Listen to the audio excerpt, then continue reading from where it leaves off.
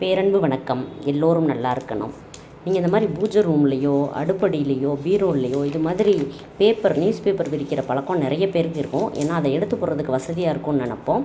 ஆனால் பாருங்களேன், நம்மளே அறியாமல் பாருங்கள், குரங்கம்மை நோயின் அறிகுறிகள், அப்புறம் பெண் டாக்டர் கற்பழித்து கொலை, ஒரே குடும்பத்தில் 5 பேர் சாவு, ஆயுள் தண்டனை, உண்ணாவிரதம், இந்த மாதிரியான நெகட்டிவான விஷயங்களை நம்ம டெய்லி அந்த பீரோவில் திறக்கும் போதோ, அந்த செல்ஃபை பார்க்கும்போதோ, அந்த பூஜை ரூமுக்குள்ளே போகும்போதோ நம்ம கண்ணு நம்மளையும் மீறி அதை வாசிக்கும். அதை வாசித்தா நம்ம என்ன பண்ணுறோம், அதவே பிரபஞ்சத்தில் டெய்லி பதிவு பண்ணுவோம்.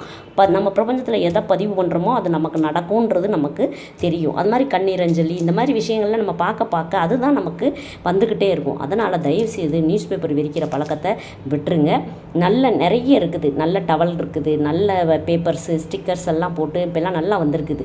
அதெல்லாம் நல்லா விரிங்க, நல்லா பண்ணுங்கள். இந்த மாதிரியான பிரபஞ்சத்தில் பதிவு பண்ணுற விஷயத்த நல்ல விதமாக பதிவு பண்ணுவோம். நன்றி. வாழ்க வளமுடன்.